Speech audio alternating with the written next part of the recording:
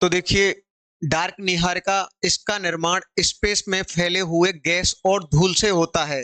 ये कण स्वयं के गुरुत्वाकर्षण के कारण संकुचित होते हैं।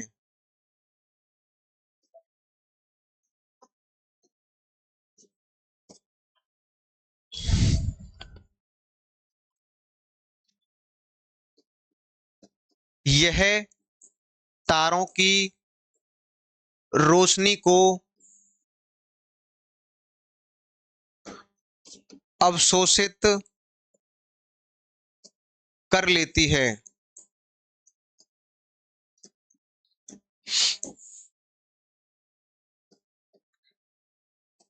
इसीलिए यह डार्क दिखाई देती है।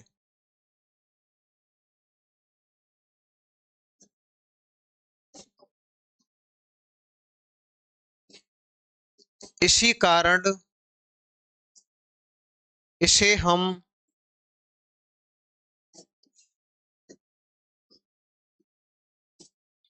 डार्क निहारिका कहते हैं।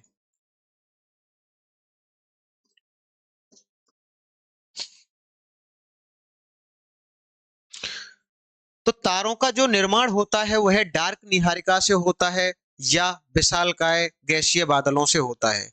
अवशेषी निहारिका से या फिर ग्रही निहारिका से तारों का निर्माण नहीं होता है। तो हम यहां पर लिख सकते हैं। देखिए, मैं अगर आपसे कहूं कि बताइए कि सूर्य से बड़े तारे जो होते हैं उनका निर्माण कैसे होता है, तो उनका निर्माण डार्क निहारिका से होता है। और सामान्यतः अगर हम बात करके चलें तो हम कह सकते हैं कि मॉलिक्यूलर गैस क्लाउड से होता है। तो यहां पर कह सकते हैं कि सूर्य से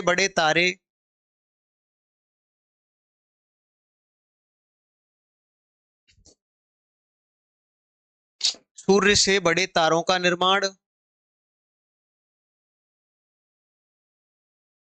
सूर्य जैसे या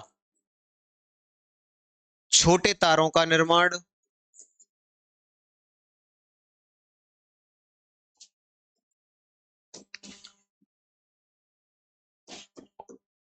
डार्क निहारिका या मॉलिक्यूलर गैस क्लाउड। सूर्य जैसे या छोटे तारे, डार्क निहारिका या मॉलिक्यूलर गैस क्लाउड। अब समझिए। देखिए, मैं अगर आपसे कहूं,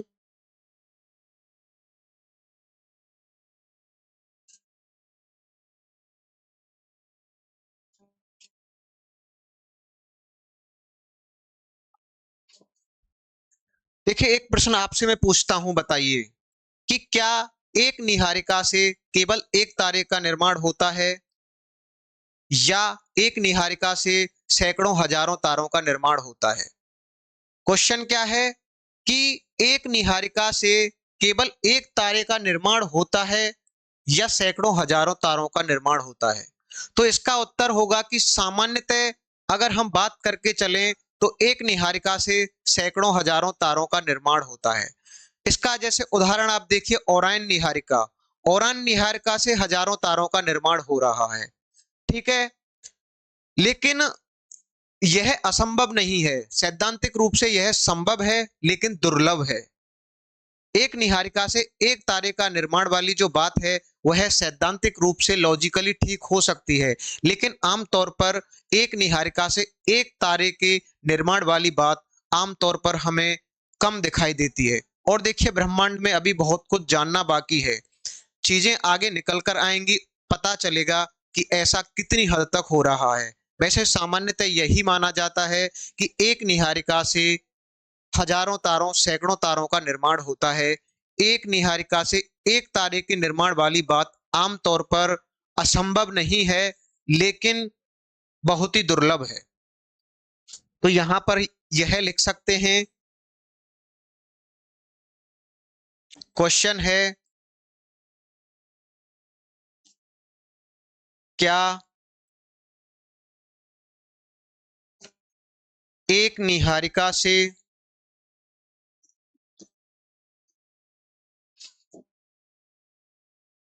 केवल एक तारे का निर्माण हो सकता है। तो इसका उत्तर हमें ऐसे लिखेंगे,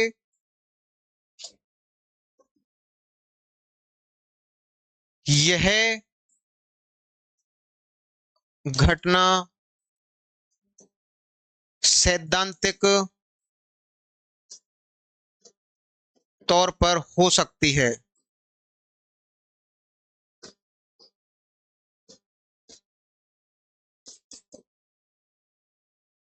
असंभव नहीं है,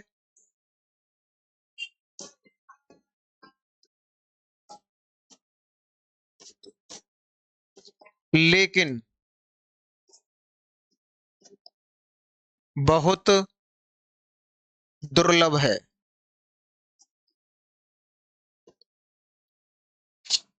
होता क्या है कि जो निहारिका होती है वह कई हजार प्रकाश वर्ष में फैली होती है और उसका द्रव्यमान बहुत ज्यादा होता है।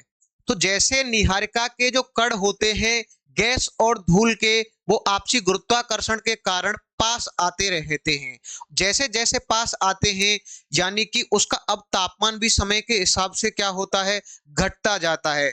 और जब तापमान घटता है वह संकुचित होने लगती है, तो वह कई छोटे छोटे टुकड़ों में बट जाती है, जो शुरुआती दौर में जिनसे प्रोटो स्टार का निर्माण होता है और आगे तारे के विकास के चरणों को क्रमागत पार करते हुए वह अंततः तारे में बदल जाती है।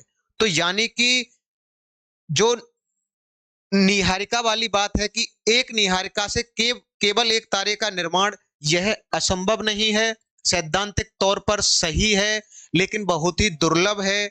सामान्यतः आमतौर पर एक निहारिका से हजारों तारों का निर्माण होता है। कारण क्या है, क्योंकि उसका द्रव्यमान बहुत ज्यादा होता है, उसका द्रव्यमान बहुत ज्यादा होता है, बहुत ही विशालकाय होती है।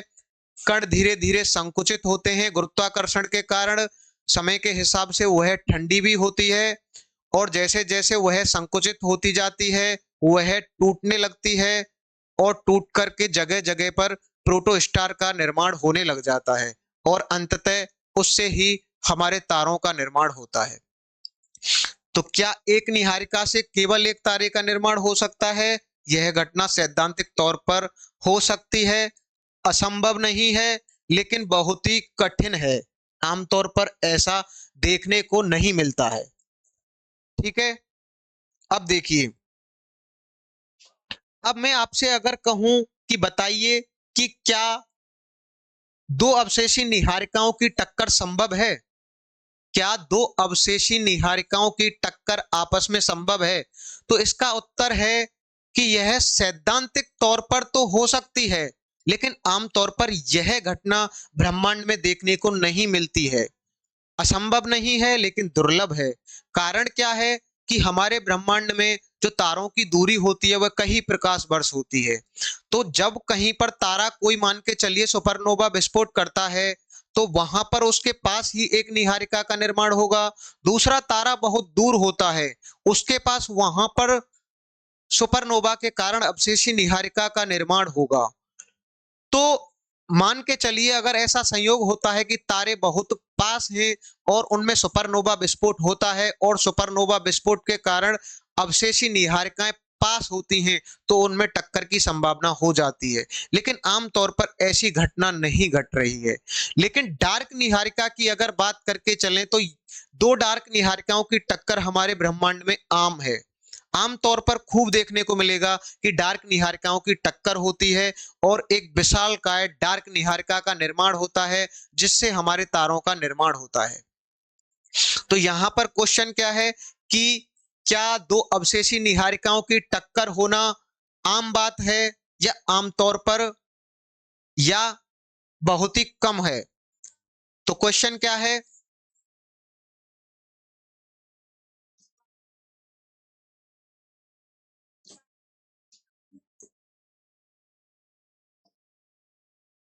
क्या अवशेषी निहारिकाओं की टक्कर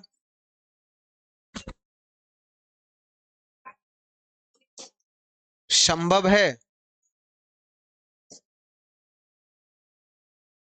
क्या अवशेषी निहारिकाओं की टक्कर संभव है या आमतौर पर खूब होती है?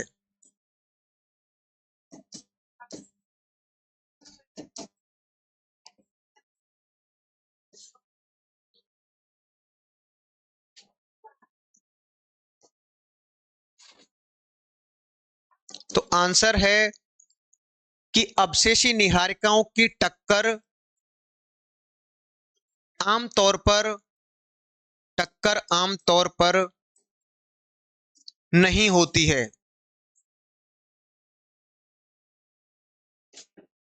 क्योंकि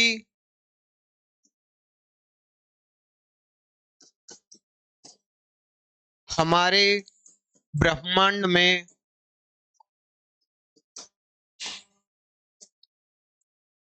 तारों की दूरी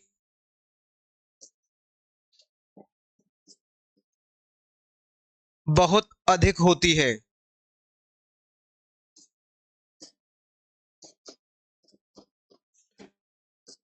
लेकिन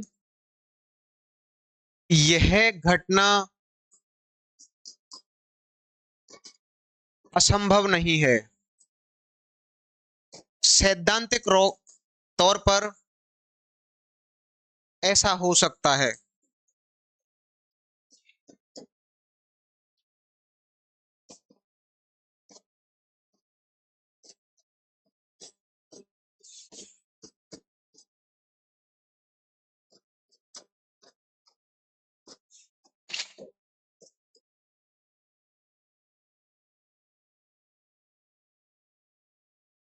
सैद्धांतिक तौर पर ऐसा हो सकता है, यानी कि यह एक दुर्लभ घटना है, लेकिन सैद्धांतिक तौर पर ऐसा हो सकता है। आमतौर पर ऐसा नहीं है कि अवशेषी निहारिकाएं आमतौर पर खूब टकरा रही हैं, ये नहीं टकराती हैं। कारण क्या है ये बता दिया। अब देखिए, मैं आपसे कहूं, बताइए कि क्या कोई अवशेषी निहारिका और प्लेनेटरी निहारिका का टकराना आमतौर पर खूब होता है? तो इसका उत्तर है नहीं। लेकिन यह भी असंभव नहीं है। सैद्धांतिक तौर पर हो सकता है, लेकिन आमतौर पर ऐसा नहीं हो रहा है। अब मान लीजिए कहीं पर कोई ग्रही निहारिका है और उसके पास कोई तारा है, उस तारे में सुपरनोवा विस्फोट होता है, उससे शॉक वेव निकलती हैं जो अपने साथ पदार्थों की सामग्री लेकर जाती हैं और उससे जाकर के टकरा जाएं, ऐसा हो सकता है। ठीक है, लेकिन तारों की दूरी बहुत ज्यादा होती है, इसीलिए यह भी आमतौर पर कम देखने को मिलता है। तो प्लेनेटरी निहारिका और अवशेषी निहारिका की टक्कर भी ब्रह्मांड में आमतौर पर नहीं देखी जाती है, लेकिन सैद्धांतिक तौर पर यह घटना हो सकती है। तो हमने यह भी समझा कि अवशेषी निहारिकाओं की टक्कर संभव है या आमतौर पर खूब हो रही है। तो हमने यह समझा कि देखिए, तारों का निर्माण किस निहारिका से होता है? डार्क निहारिका के द्वारा। किस निहारिका से नहीं होता है? अवशेषी निहारिका से नहीं होता है, ग्रही निहारिका से नहीं होता है। क्यों नहीं होता है यह भी समझा, क्योंकि उनका तापमान बहुत ज्यादा होता है, ज्यादा तापमान की वजह से संकुचित नहीं हो पाते हैं। लेकिन जो डार्क निहारिका है वह बहुत ही घनी होती है, अंधेरी होती है और ठंडी होती है, जिसके कारण उसका संकुचन आसानी से हो जाता है और सूर्य से बड़े तारे या छोटे तारे या सूर्य जैसे तारों का निर्माण होता है। अब देखिए, ये हमने पढ़ा निहारिकाओं के बारे में कि निहारिका क्या है, निहारिका का निर्माण किन तत्वों से मिलकर बना होता है, क्या सभी निहारिकाओं में तत्वों का प्रतिशत समान होता है, किस निहारिका से तारों का निर्माण होता है, क्या निहारिकाओं की टक्कर संभव है, ये सारी चीजें हमने समझी। तो डार्क निहारिकाओं की टक्कर आमतौर पर देखी जाती है, लेकिन अवशेषी निहारिका और प्लेनेटरी निहारिका की टक्कर आमतौर पर नहीं देखी जाती है। और यह भी समझा कि एक निहारिका से सामान्य तौर पर एक तारा बनता है या हजारों तारे बनते हैं। तो आमतौर पर हजारों तारे बनते हैं। अब देखिए, ये रहा हमारा निहारिका। एक प्रश्न और है, वह यह है कि बताइए कि क्या निहारिकाओं के बीच की दूरी बढ़ रही है? जैसे कि आकाश गंगाओं के बीच की दूरी बढ़ रही है, आकाश गंगाएं एक दूसरे से दूर जा रही हैं। तो देखिए, निहारिकाओं के बीच की दूरी नहीं बढ़ रही है। जो ब्रह्मांड का फैलाव है वह बड़ी दूरियों पर लागू होता है। अब जैसे कि कभी कभी आपने पढ़ा होगा कि जो तारे हैं वो एक दूसरे से दूर जा रहे हैं, लेकिन तारे एक दूसरे से दूर नहीं जा रहे हैं, ना ग्रह किसी एक दूसरे से दूर जा रहे हैं, केवल आकाश गंगाएं एक दूसरे से दूर जा रही हैं। तो देखिए, मेरा प्रश्न था कि क्या निहारिकाएं एक दूसरे से दूर जाती हैं? जी नहीं। अगर हम बात करके चलें आकाश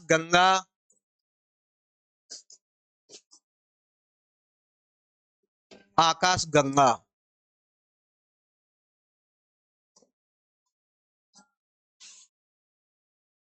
दूरी बढ़ती है।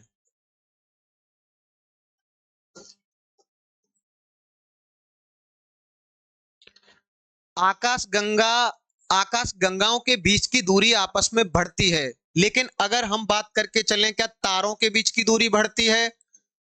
तारों के बीच की दूरी की बात करके चलें हम, तो तारों के बीच की दूरी नहीं बढ़ती है। क्या ग्रहों के बीच की दूरी बढ़ती है?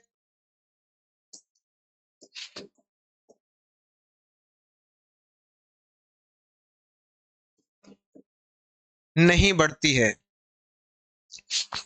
यानी कि जो ब्रह्मांड का विस्तार हो रहा है, जो ब्रह्मांड हमारा फैल रहा है, उसके फैलने का मतलब है कि आकाश गंगाएं एक दूसरे से दूर जा रही हैं, ना कि तारे एक दूसरे से दूर जा रहे हैं, ना कि ग्रहों के बीच की दूरी बढ़ रही है। ब्रह्मांड के विस्तार का मतलब है कि सभी आकाश गंगाएं एक दूसरे से दूर जा रही हैं। तो देखिए, हमारा जो अगला टॉपिक है वह होगा ब्रह्मांड का विस्तार।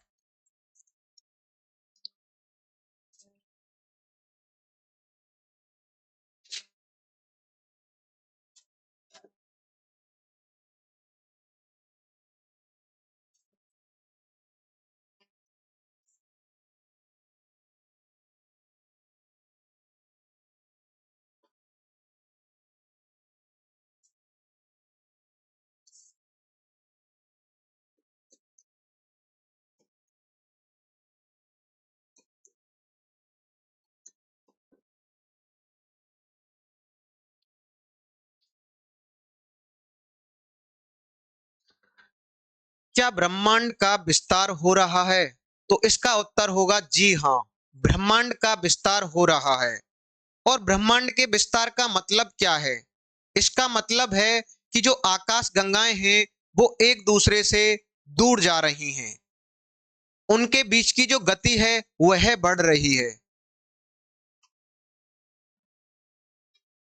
तो देखिए, अगर हम बात करके चलें, सबसे पहले बात करते हैं कि ब्रह्मांड का व्यास कितना है।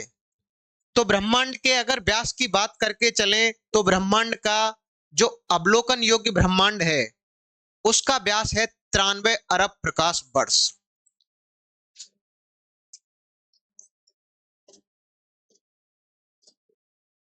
दृश्य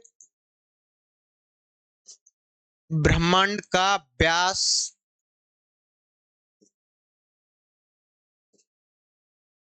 93 अरब प्रकाश वर्ष।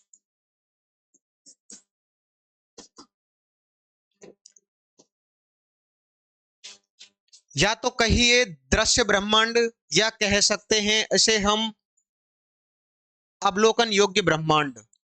तो देखिए, यह दृश्य ब्रह्मांड कहने का तात्पर्य क्या है इसे समझेंगे, और दूसरी बात कि प्रकाश वर्ष क्या है इसे समझेंगे।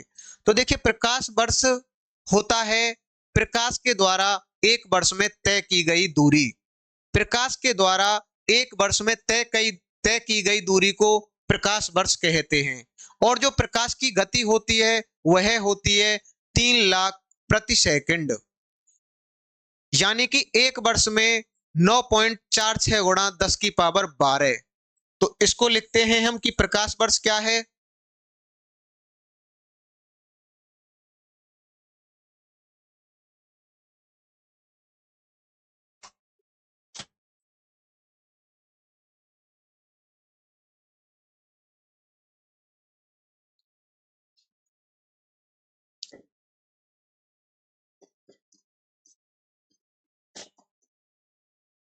प्रकाश के द्वारा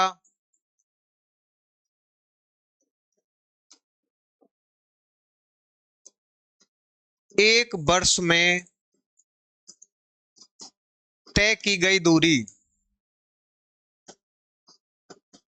को प्रकाश वर्ष कहते हैं।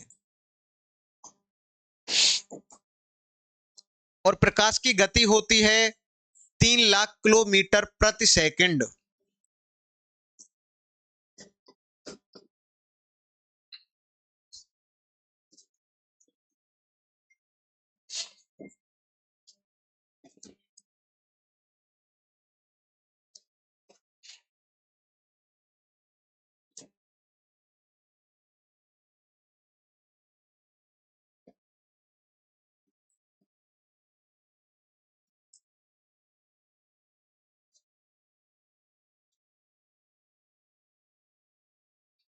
प्रकाश की गति एक सेकंड में 3 लाख किलोमीटर दूरी तय करता है प्रकाश। ठीक है, तो एक साल में इसका जो मान आता है वह आता है 9.46 गुणा 10 की पावर 12। तो दृश्य ब्रह्मांड का व्यास 93 अरब प्रकाश वर्ष है। अब देखिए हम यहां पर समझेंगे कि दृश्य ब्रह्मांड का मतलब क्या है। दृश्य ब्रह्मांड का मतलब है वह दूरी जहां जहां तक की रोशनी को हम देख पा रहे हैं, यानी कि उससे आगे के ब्रह्मांड को हम देख नहीं पा रहे हैं, उससे आगे की रोशनी को देख नहीं पा रहे हैं। वास्तविक ब्रह्मांड इससे कई ज्यादा हो सकता है। कुछ सिद्धांतों के अनुसार यह माना जाता है कि जो वास्तविक ब्रह्मांड है वह अनंत हो सकता है, और कुछ सिद्धांतों के अनुसार यह माना जाता है कि वास्तविक ब्रह्मांड का जो व्यास है वह 93 अरब प्रकाश वर्ष से कहीं ज्यादा हो सकता है। लेकिन हम उस ब्रह्मांड को देख नहीं पाए हैं। क्यों नहीं देख पाए हैं उसको भी हम समझेंगे। पहले हम समझते हैं कि ये 93 अरब प्रकाश वर्ष क्या है।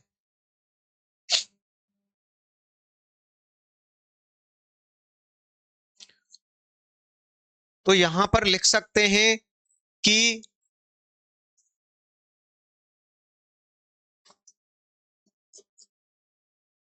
वास्तविक ब्रह्मांड के बारे में, वास्तविक ब्रह्मांड के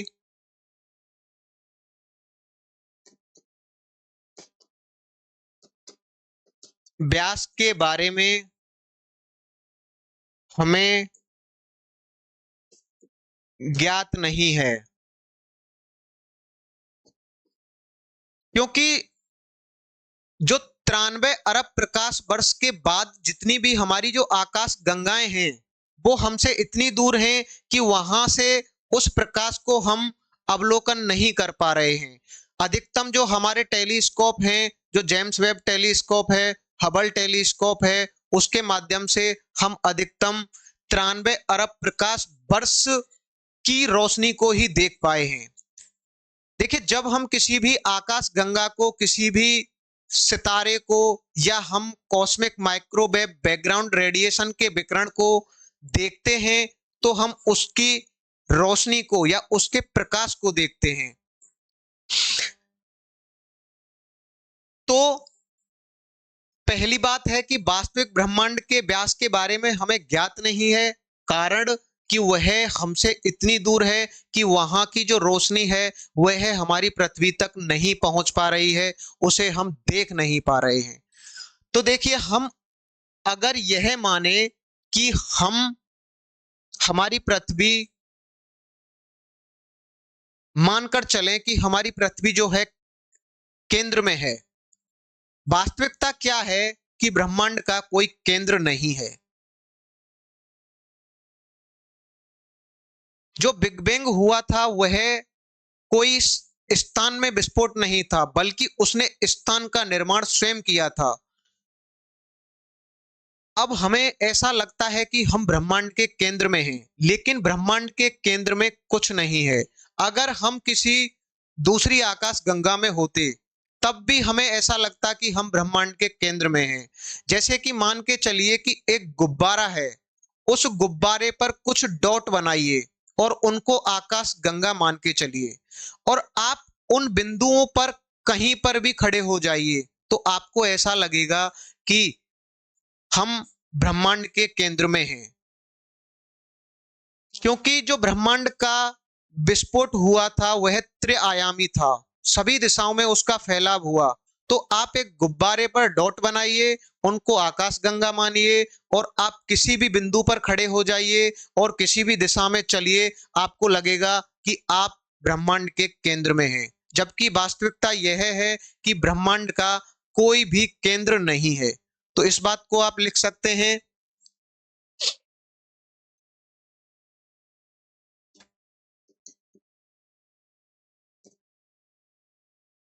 ब्रह्मांड का फैलाव त्रिआयामी था।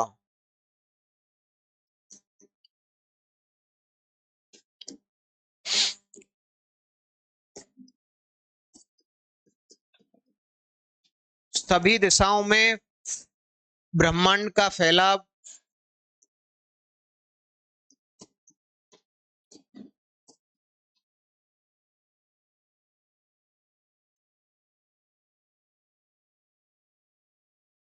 धीरे या तेज नहीं, बल्कि समान रूप से हुआ था।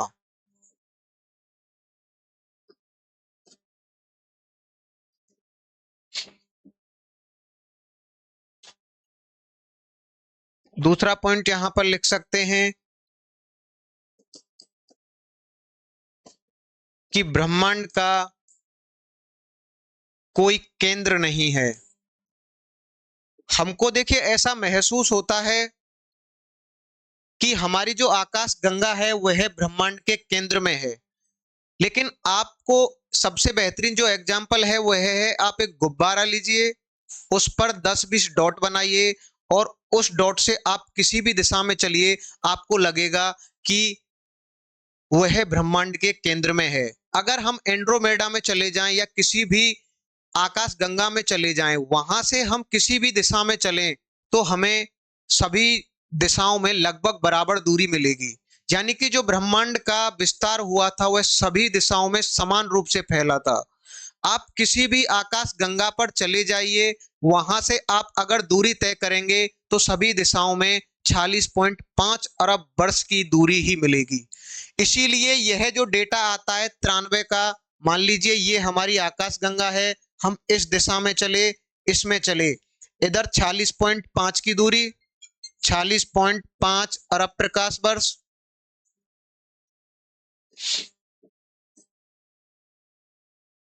और अगर हम इसकी बात करके चलें तो यहां पर भी 46.5 अरब प्रकाश वर्ष। क्योंकि ब्रह्मांड का विस्तार हर दिशा में समान हुआ था, इसीलिए 46.5 अरब प्रकाश वर्ष। तो टोटल इसका जो डायमीटर होता है वह आता है 93 अरब प्रकाश वर्ष, और यह जो व्यास है यह 93 अरब प्रकाश वर्ष।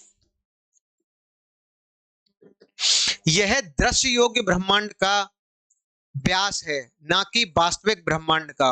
वास्तविक ब्रह्मांड के बारे में माना जाता है कि वह अनंत हो सकता है या इससे कई ज्यादा हो सकता है। उसका अवलोकन हम अभी नहीं कर पाए हैं, क्योंकि वो आकाश गंगाएं हमसे इतनी दूर चली गई हैं कि उसके प्रकाश को हम नहीं देख पाए हैं। जैसे कि मान लीजिए आपके पास कोई दीपक है और दीपक की दूरी 100 मीटर है, तो 100 मीटर पर दीपक जलता हुआ आपको दिखेगा। अब उसकी दूरी को आप 1 किलोमीटर कर दीजिए, तो ऐसा नहीं है कि दीपक बुझ गया है, लेकिन उसकी दूरी इतनी हो गई है, उसकी रोशनी को हम नहीं देख पा रहे हैं। तो हमारे जो टेलीस्कोप हैं, जिनसे हम 13.6 अरब वर्ष पहले की जो आकाश गंगाएं हैं जो 46.5 अरब प्रकाश वर्ष पर है उसको हम डिटेक्ट कर पाए हैं, लेकिन उससे ज्यादा दूर की जो आकाश गंगाएं हैं उनकी गति प्रकाश की गति से भी तेज है। इसीलिए हम, दूसरी बात, वो हमसे इतनी दूर चली गई हैं कि वहां की रोशनी हमारी पृथ्वी पर नहीं पहुंच पा रही है। हो सकता है, देखिए, अगर हम भविष्य की बात करके चलें तो ये जो 46.5 अरब प्रकाश वर्ष पर जो आकाश गंगाएं हैं ये भविष्य में हमें नहीं दिखेंगी। नहीं दिखने का मतलब है कि इनकी रोशनी नहीं दिखेगी। देखिए, जब हम किसी भी आकाश गंगा को देखते हैं तो हम उसके प्रकाश का अवलोकन करते हैं। तो जो 13.6 अरब वर्ष पहले की आकाश गंगा 46.5 अरब प्रकाश वर्ष की दूरी पर है, जो उसका प्रकाश हमारी पृथ्वी पर आ रहा है, यह आज का प्रकाश नहीं है, बल्कि यह 13.6 अरब वर्ष पहले का प्रकाश है। जैसे कि सूर्य की अगर हम बात करके चलें तो पृथ्वी और सूर्य के बीच की औसत दूरी होती है 149.6 मिलियन किलोमीटर। ठीक है, देखिए, पृथ्वी और सूर्य के बीच की दूरी कितनी है?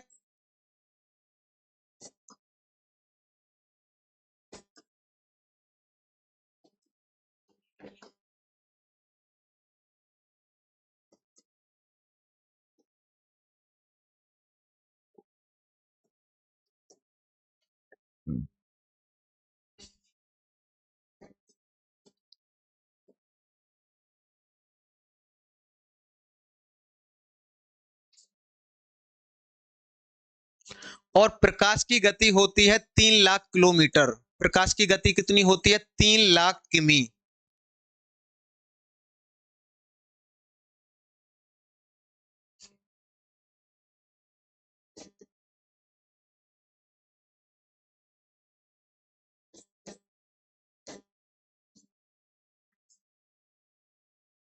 तो इसको जब हम कैलकुलेट करते हैं तो ये लगभग मान के चलिए आपका आता है 499 मिनट के आसपास लगभग, यानी कि 8 मिनट, सॉरी, 499 सेकंड।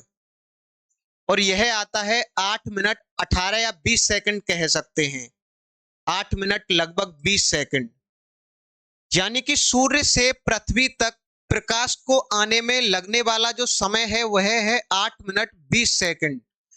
तो इसका मतलब यह है कि जो जो रोशनी को या जिस गर्मी को हम वर्तमान में महसूस कर रहे हैं वह सूर्य की वर्तमान रोशनी नहीं है, बल्कि वह 8 मिनट 18 सेकंड पहले छोड़ी गई रोशनी है।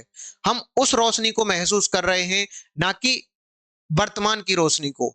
जो सूर्य वर्तमान में जो गर्मी छोड़ रहा है उसे हम 8 मिनट 20 सेकंड बाद महसूस करेंगे, क्योंकि जो प्रकाश है उसको सूर्य से पृथ्वी तक आने में 8 मिनट 20 सेकंड का समय लगेगा। इसीलिए जो गर्मी हमें महसूस होती है, जो वर्तमान में हम महसूस कर रहे हैं इस एग्जैक्ट टाइम पर 1:56 पर, वह 8 मिनट 20 सेकंड पहले की गर्मी है। और जो वर्तमान की गर्मी है उसे 8 मिनट 20 सेकंड बाद हम महसूस करेंगे। इसी प्रकार से जो 46.5 अरब प्रकाश वर्ष दूरी पर जो हमारी आकाश गंगा है उसका जो प्रकाश है जिसे हम देख रहे हैं वह आज का प्रकाश नहीं है, बल्कि वह 13.6 अरब वर्ष पहले का प्रकाश है। ठीक है, तो यहां पर हम लिख सकते हैं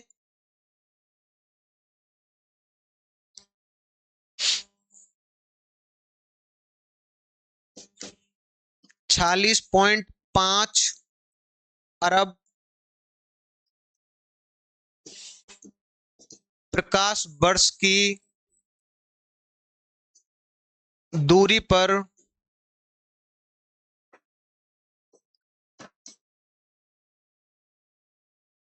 जो आकाश गंगा है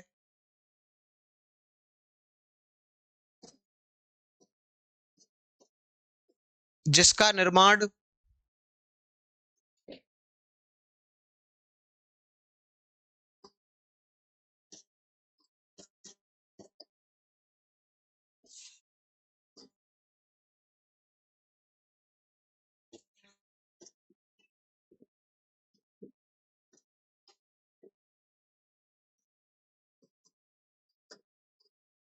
हमारी पृथ्वी पर दिखता है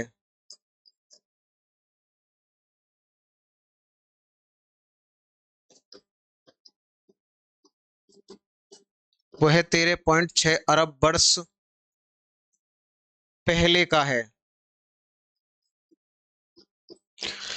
अब देखिए यहां पर दिमाग में आएगा कि हमारे ब्रह्मांड की जो उम्र है वह कितनी है, 13.8 कह सकते हैं। ब्रह्मांड की आयु 13.6 या 13.8, 13.6 मान लेते हैं, 13.6 अरब वर्ष।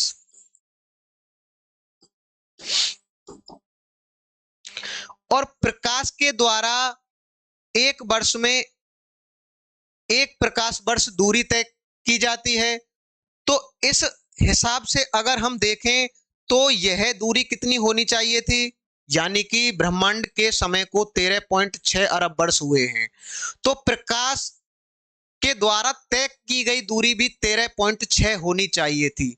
लेकिन यह 46.5 कैसे आया? कारण क्या है कि जो आकाश गंगाएं हैं वो भी क्या कर रही हैं, एक दूसरे से दूर जा रही हैं। इसी कारण से यह जो आता है 46.5 आता है, 46.5 अरब प्रकाश वर्ष। तो आपको यह नहीं लगना चाहिए कि जो प्रकाश की गति है वह 13.6 अरब वर्ष में 13.6 अरब वर्ष 6 अरब प्रकाश वर्ष ही तय करेगी। लेकिन हमारी आकाश गंगाएं भी एक दूसरे से दूर जा रही हैं, इसी कारण से यह जो दूरी आती है वह आती है 46.5, और इसका डायमीटर जो होता है वह होता है 93 अरब प्रकाश वर्ष। 46.5, 46.5। और आप कहीं से भी किसी भी आकाश गंगा से अगर देखेंगे तो आपको लगेगा कि हम ब्रह्मांड के केंद्र में हैं। देखिए जो ब्रह्मांड का विस्तार है उसका वास्तविक मतलब यह नहीं है कि आकाश गंगाएं दूर जा रही हैं। वास्तव में जो स्थान है उसका फैलाव हो रहा है। आप एक गुब्बारा लीजिए, उस पर डॉट बनाइए और उसमें क्या करिए, आप फूंक मारिए, तो ऐसा नहीं है कि जो डॉट हैं वो दूर भाग रही हैं, बल्कि क्या होता है जो उसकी रबड़ होती है वही फैलती है। इसी प्रकार से हमारे ब्रह्मांड में आकाश गंगाएं दूर नहीं जा रही हैं, बल्कि क्या हो रहा है, स्पेस का फैलाव हो रहा है, स्थान का फैलाव हो रहा है। तो इस बात को आप समझ लीजिए कि ब्रह्मांड के फैलाव का मतलब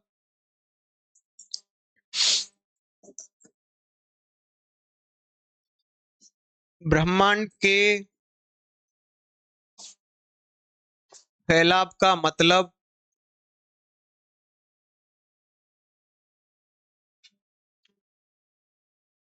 वास्तविक रूप से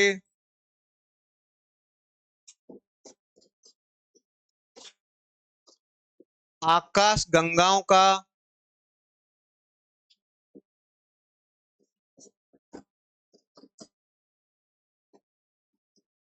दूर जाना नहीं है,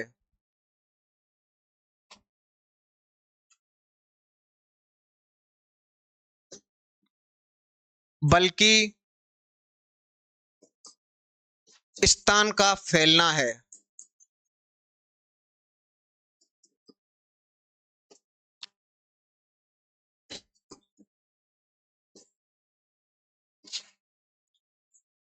ब्रह्मांड के विस्तार का मतलब आकाश गंगाएं दूर नहीं जा रही हैं, बल्कि उनके बीच का स्थान ही बढ़ रहा है। आप गुब्बारे को लीजिए, उसमें फूंक लगाइए, तो आप देखेंगे उस पर जो आपने डॉट बनाए हैं वो डॉट गति नहीं करते हैं, बल्कि जो गुब्बारा है उसका जो पदार्थ है, उसकी जो रबड़ है वही फैलती है। इसी प्रकार से हमारा ब्रह्मांड का फैलाव हो रहा है। तो देखिए आप पढ़ते हैं कि जो आकाश गंगाएं हैं वो प्रकाश की गति से भी तेज जाती हैं। तो क्या यह सत्य है कि आकाश गंगाएं प्रकाश की गति से भी तेज चलती हैं?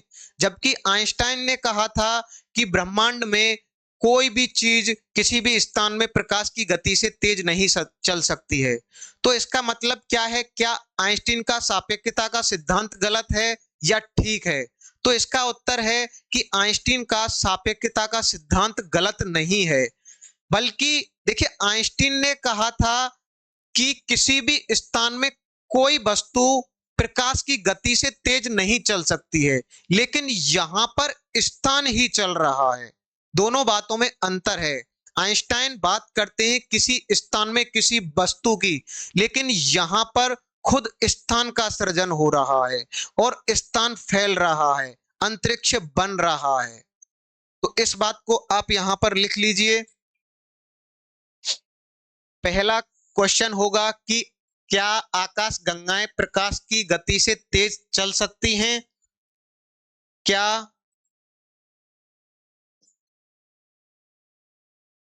आकाश गंगा प्रकाश की गति से तेज चल सकती हैं?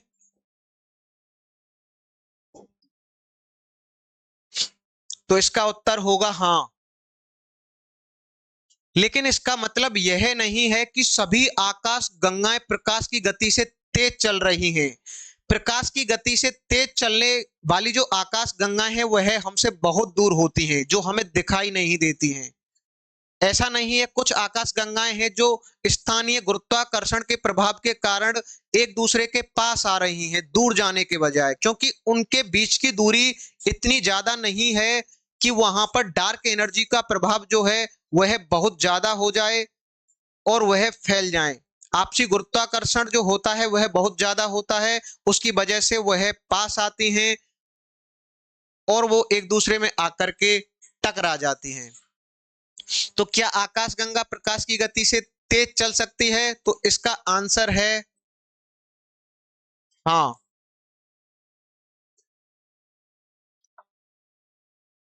दूसरी बात, क्या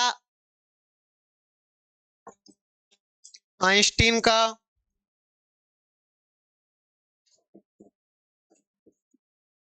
क्या यह क्या यह सिद्धांत आइंस्टीन के सापेक्षता सिद्धांत का विरोधाभास है? क्या आइंस्टीन का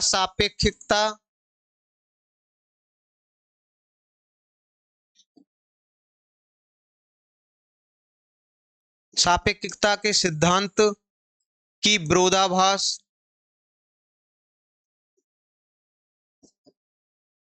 स्थिति है? तो इसका उत्तर होगा नहीं, क्योंकि आइंस्टीन ने किसी स्थान में किसी वस्तु की गति की बात की थी, लेकिन यहां पर खुद स्थान का फैलाव हो रहा है। नहीं, क्योंकि आइंस्टीन ने सापेक्षता के सिद्धांत में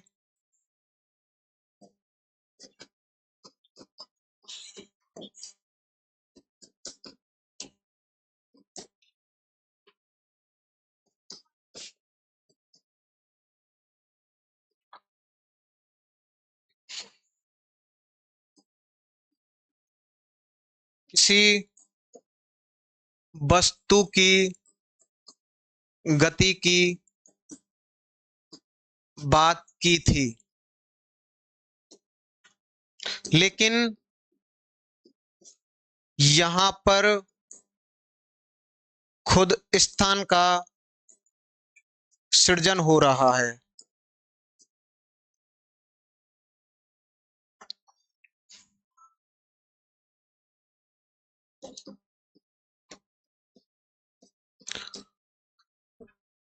तो जो आकाश गंगाएं हैं वह प्रकाश की गति से भी तेज चल सकती हैं। यह आइंस्टीन के सापेक्षता सिद्धांत का विरोधाभास नहीं है, क्योंकि आइंस्टीन किसी स्थान में किसी वस्तु की गति की बात करते हैं, जबकि यहाँ पर खुद स्थान का सृजन हो रहा है और स्थान फैल रहा है, ना कि आकाश गंगाओं की गति बढ़ रही है। किसकी दूरी बढ़ने का कारण है? स्पेस का बढ़ना, अंतरिक्ष का फैलाव। अब देखिए, एक बात समझिए, जैसे कि हमारी आकाश गंगा से जो सबसे ज्यादा दूर की आकाश गंगा है, जिसकी रोशनी को हम देख पाए हैं, वह दूरी है 43.5 अरब प्रकाश वर्ष। अगर हम उस आकाश गंगा के पास पहुंच जाएं और वहां से भी किसी भी दिशा में देखें, तो वहां से भी हमें सभी दिशाओं में 43.5 अरब प्रकाश वर्ष की दूरी ही दिखाई देगी। कारण क्या है कि जो बिग बैंग हुआ था वह एक त्रिआयामी विस्फोट था, सभी दिशाओं में समान रूप से उसका फैलाव था।